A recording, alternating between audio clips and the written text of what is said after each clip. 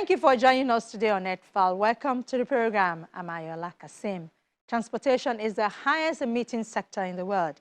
It is responsible for 24% of direct carbon dioxide emissions from fuel combustion. The reality is the transport sector is in a critical transition. As we say, there is a need to develop and adapt technologies that can reduce dependence on oil and emissions of greenhouse gases. And the fact is, more people are changing. The electric car deployment has been growing rapidly over the past 10 years.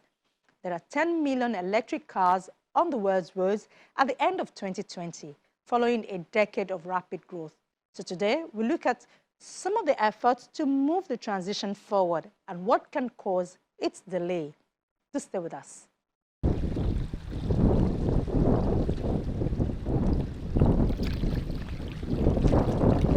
Michigan, long recognized as the historic heart of the American automobile industry, with Detroit known as the car capital of the world. The state's automobile industry provided the model for mass production that other industries later adopted. Of the estimated 1.4 billion vehicles on the road across the world, about 280 million vehicles are operating on roads throughout the United States. Majority of them account for nearly 3/4 of transport carbon dioxide emissions. With a call for more clean energy transition, many believe the transport sector needs to develop clean technologies. And more often than not, attention is on what is going on here in Michigan, as a home to 96 of the top 100 automobile suppliers to North America. The sector contributes $225 billion annually to the state's economy, providing or supporting 712,000 jobs here. We're very much into growing our industry here, but we're also very much into making sure that mobility can impact every community around the state. So we don't think the two are competitive. We don't think the two are separate. To grow your industry and to create communities we all need to be a part of or want to be a part of, economies we all want to be a part of, it all fits together. It's all blended as it relates to the future of transportation. That's kind of how we look at things. The state's Office of Future Mobility and Electrification is a recognition of the changing landscape for automotive manufacturing and the need for a comprehensive statewide approach to help government, education, and the private sector succeed in an evolving mobility industry. The office aims to build on and expand the current successes of the state's mobility initiatives, including the Michigan Department of Transport's ongoing work with automotive industry partners in developing smart infrastructure. The Office of Future Mobility and Electrification is actually new to state government. It was launched last summer along with the Council on Future Mobility and Electrification. The office and the council are meant to be dedicated resources because the next 10 years are going to be a landmark decade for mobility. Electric vehicles are expected to pass internal combustion engine vehicle sales around 2030. Software will represent more than 50% of the value of a vehicle by 2030. I mean, you're probably still going to drive your car by 2030, but there's a good chance it'll park itself, navigate a construction zone by itself, or drive on the highway by itself. So there are a lot of hard policy questions and a lot of really exciting public-private partnership opportunities that the state needs sort of a team that's 24/7 thinking about this stuff. And that's what the Office of Future Mobility and Electrification was meant to do. And we operate under this vision that a stronger state economy can truly be achieved through safer, more equitable, and environmentally sound transportation for all residents. And there is nowhere this is more evident in the state than the expanding Detroit Innovation District, an initiative to help transform 4.4 square miles of Detroit into a vibrant place with access to a microgrid, smart home, electric vehicle charging infrastructure, and an alternative fuels platform. Here, Next Energy, with its partners, is showcasing what can be achieved with an upgrade in transportation infrastructure. Our mission is to accelerate clean, smart, and accessible solutions for communities and cities. And we do that through, kind of two main applications or sectors. One is mobility. Can we commercialize and bring new solutions to the market that allow us to move from point A to point B more efficiently and cleaner. And then on the grid side of things, how are we cleaning and how are we creating new solutions that are going to make our homes and buildings more efficient and the way that we generate and distribute energy to those homes and buildings more efficient. So and actually with electric vehicles, they go hand in hand. The vehicles are connected, the energy flows from anywhere there's an outlet, and it's that smarter, that connectivity kind of brings it all together. So how we can optimize, and manage the use of all those applications and technologies. So how will the electric vehicle infrastructure support the developing fleet, many have asked? Today's automobile culture is supported by an estimated 135,000 outlets with some 1.4 million pumps in the United States. That's according to the National Petroleum News. The network balances the competing demands of low cost and efficiency, locational convenience and capacity utilization. The result is that most motorists in most situations can easily find a competitively priced petrol station and not wait in line for an open pump. Many expect similar dynamics will shape the emerging network of electric vehicle charging stations. I think when we're looking at alternative fuels in particular, we need to be thinking about sort of where the market has either failed or needs to be corrected in some way, shape, or form. And the good news about alternative fuels, in particular electrification, is a lot of this is just consumer awareness too, right? Just ensuring that folks understand the fuel savings that can accrue. I think we have to be realistic too. It's not just education. There have to be federal prompts, which is why we're considering, discretionary grants, formula funds, so that public actors don't have to choose between, structurally deficient bridges and funding crucial, charging infrastructure deployment. So that's why the American Jobs Plan is so robust and provides and really affords both, folks at the state level and local level to think about investments that will improve and solve for our mitigation activities across the board, whether it's for alternative fuels, whether it's for more active transportation, whether it's for sustainable aviation fuels, and whether it's to address, a lot of the egregious climate pollution that afflicts ports, which is particularly important for our environmental justice communities that are adjacent and are so-called, frontline or minoritized that have been neglected, for far too long. So equity is going to be part and parcel of everything that we do, including our climate investments, in most particularly our climate investments. The International Energy Agency says existing measures to increase efficiency and reduce energy demand must be deepened and extended for compliance with the Sustainable Development Scenario. This process, the agency says, should be set in motion in the upcoming decade, as any delay would require that stricter measures be taken beyond 2030, which could noticeably raise the cost of reaching climate targets. Combined effort across all transport modes, accompanied by power sector decarbonization, will be crucial to achieving the Sustainable Development Scenario goals.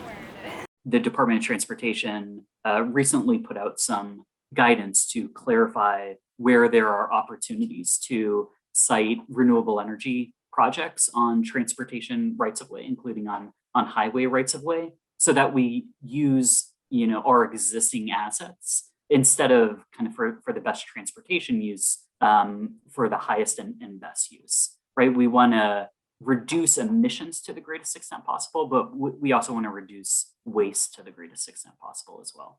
So hopefully, as kind of a topper, that's a helpful construct for folks to think about our North Star. Net zero emissions by 2050.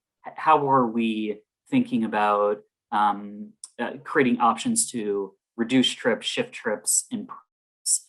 And obviously, all of that has to be, undergirded with a strong performance management regime. There are reports that the United States' #1 automaker, General Motors, has committed to boosting global spending on electric and autonomous vehicles to $35 billion through 2025, a 30% jump over its most recent forecast as it pursues electric vehicle leadership.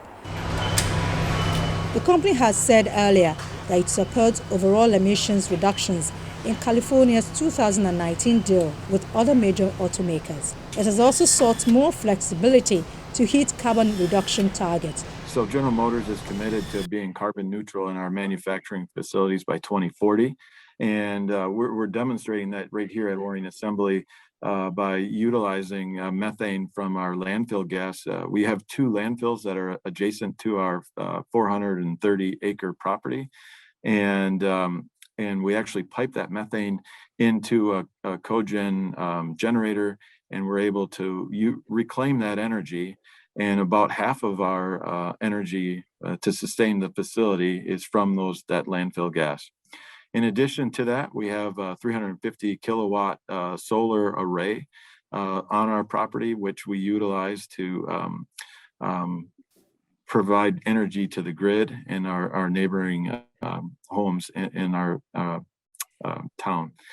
So the team is really working aggressively to deploy technologies like that across the globe, renewable energies, and then looking to identify ways that we can recycle and reuse any of the waste that we have that are coming from our facilities. So 2040 is the target, and we're working aggressively to get there.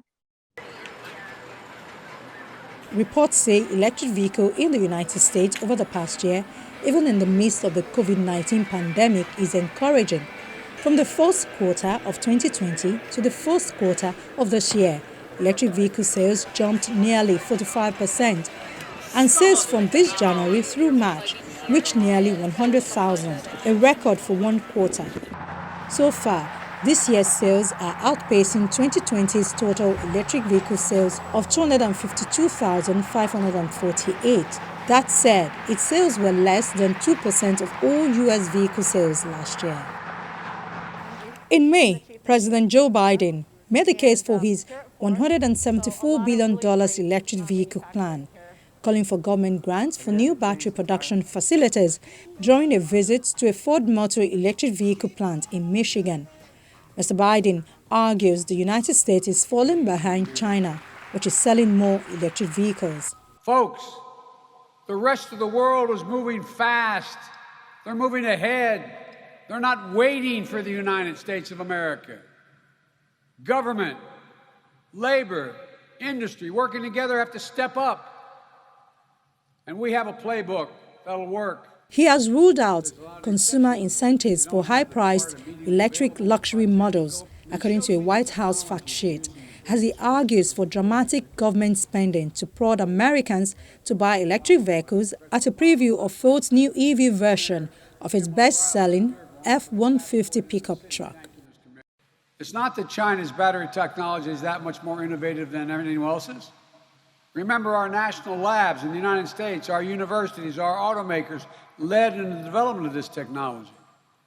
But today, China has a bigger manufacturing scale than all other countries. And they're using that scale to make these batteries not just in China, but they're making them in Germany and in Mexico. And they're now exporting those electric vehicles around the world with sights on the American market. And they think they're going to win. But I got news for them. They will not win this race. We can't let them. We have to move fast, and that's what you're doing here. Mr. Biden's electric vehicle plan, first announced on the 31st of March, cheered investors who bought shares in several electric vehicle startups that have struggled of late. During his last visit to Michigan, Mr. Biden was pushing for electric vehicles in the auto industry's heartland and was trying to win over Auto workers worried that more electric cars and trucks will mean fewer jobs. The White House wants to encourage new battery production facilities, which are key to ramping up U.S. electric vehicle manufacturing. And this is the ED40 stator. Electric car registrations increased by 41% in 2020, despite the pandemic-related worldwide downturn in car sales, in which global car sales dropped 16%. Around 3 million electric cars were sold globally, a 4.6% sales share. And Europe overtook the People's Republic of China as the world's largest electric vehicle market for the first time. Electric bus and truck registrations also expanded in major markets, reaching global stocks of 600,000 and 31,000 respectively. We firmly believe that electric vehicles is the future, which is why we're making these massive investments. Like I said, $27 billion just in the next 5 years. So the industry is transforming. It's definitely at this pivot point, but it will take a few years, obviously. So while we are rolling out all of these new vehicles, while we're moving towards those 30 new electric vehicles in the next 5 years, we're still making a lot of internal combustion engines, a lot of ICE vehicles. And we continue to make very good profit, for example, on our full-size trucks and SUVs. And in fact, it's those profits that are made in those the traditional portfolio, that is where we're able to make those investments into the future. So it's not a move that we make from one day to the next. We still need to be a profitable company, Krista, exactly as you said. But we can't be behind the curve. We want to be ahead of the curve. So we're still making very high quality, extremely in demand vehicles. And we will continue those for some years to come. But we'll hit our carbon neutrality goals, and we will also we'll be well positioned for EVs across all the categories and autonomous vehicles too. There are 3 major levels of chargers available for electric vehicles. The standard 120-volt plug, often used for home appliances, charges slowly but can fill a battery to near full capacity with several nights charge, or about 20 to 40 hours. The 240-volt level 2 chargers generally provide 20 to 25 miles of charge in an hour, which shortens charging time to 8 hours or less. Finally, level 3 direct current fast chargers can charge a battery up to 80% in 30 minutes. Currently, level 2 chargers are the most widely available in the United States. Charging time and charger compatibility are some of the major problems users of electric vehicles have today. So we're helping Delta Electronics with the testing of this new charging station. This station can charge an electric vehicle in 10 minutes. So you could charge, 6 an hour in that manner, but it can provide 180 miles of driving range. Rather than being refueled at your typical gas station, electric vehicles must be charged at electrical outlets in order to run. Many EV owners charge their cars at home in their garage using a special wall-mounted charger. This arrangement works for most people because the average person drives 29 miles per day.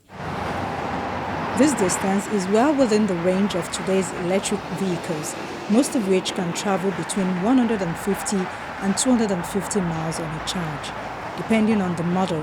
But for those on long trip, charging remains a major headache. So within the big 3, in that project where I talked about with Delta Electronics and their 400 kilowatt charger, one of the things that we do not have right now is vehicles that can charge at 400 kilowatts. And so General Motors is providing and developing the vehicle and the vehicle battery and system that can charge, that can accept that level of charge. And one of the great things about charging at that rate is that that vehicle charger will provide 180 miles of driving range in 10 minutes. And so now we start to compete with the gas station experience, and that really makes long range or interstate travel much more convenient. So another project that we worked on with the vehicle OEMs is At that time, it was Fiat Chrysler Automobiles, now Stellantis. We did a 2-year project with them to develop and understand the value of vehicle-to-grid technology. So vehicle-to-grid technology with an electric vehicle is, not only do we charge the vehicle battery when you plug it in, but the vehicles could be configured in a certain way to where you could draw the energy out of the vehicle battery and use it to power your home or power a certain portion of the building. You might have seen where in Texas in the storms over the wintertime, when the grid went out, the people that were fortunate enough to have Ford F-150 hybrid vehicles, they had exportable power. And so they were actually able to plug their house into their truck. This was an early development of that. And we showed how vehicles could power a home in our test house here that we have on campus, and what it would mean to a fleet, a fleet of vehicles that would be within one specific company or one specific building. And that was a great example. And we did that a few years ago, and now pretty much every vehicle manufacturer has a V2G or vehicle-to-grid development program in place. Trading out a national fleet of gasoline-powered cars and trucks for a fleet of EVs means that millions of people will depend on the electric grid in new ways. Therefore, power generation capacity will need to increase to accommodate these vehicles without straining the grid.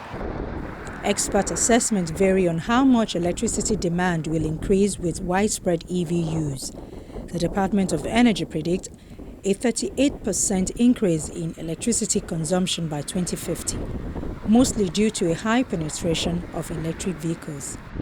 Things I think that occur to me in terms of hitting our net zero emissions by 2050 targets are, obviously reducing trips, shifting trips, and improving trips. And that doesn't include every single last way to get to net zero, and we'll talk about some additional ways. But just in terms of bucketing kind of where we need to put emphasis on, we've been thinking of, options for reducing trips, right? So we don't necessarily want to force folks out of their car, but we want to provide as many options as possible for there to be accessibility, so that folks have improved bicycle infrastructure, improved pedestrian infrastructure, more complete streets. So those are some examples of reducing trips. We're thinking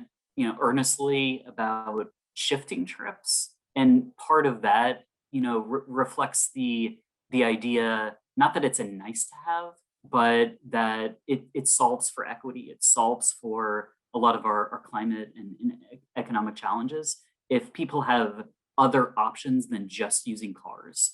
So we want to provide options for transit. We want to provide options for rail and other, less carbon intensive forms of transportation. And then there's also, in addition to reducing and shifting trips, improving trips as well, right? And so for better or worse, we have the transportation system that we have, and we want to look at opportunities to improve the current transportation system, right? And so that includes things like transportation electrification. It includes things like road pricing strategies. It includes things like better land use, which is really a symptom of what ails us insofar as the transportation system is concerned. Experts say electric vehicles have great potential to draw down carbon emissions if widely adopted. Electric vehicle sales are increasing at a rapid rate. But meaningful emissions mitigation through mainstream EV adoption is inhibited by many complex technological, economic, and behavioral problems and trade-offs, and policy responses are needed to address these challenges.